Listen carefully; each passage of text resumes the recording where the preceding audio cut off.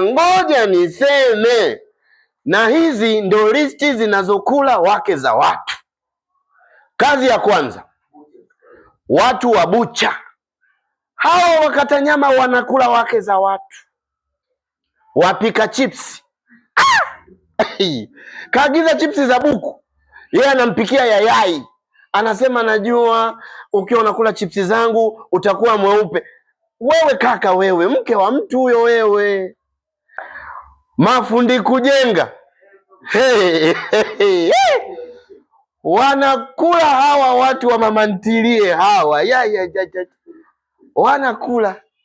wanakula yani wanakula chakula na wanakula tena. Hawa majamani wahuni, sijawahi pata kuona vinyozi. Sio mke wa mtu, sio mme wa mtu, yani kule ni wanatafunwa. Yani vinyozi hawajawahi aminika. Akikushikashika shingo utasikia hapa inauma.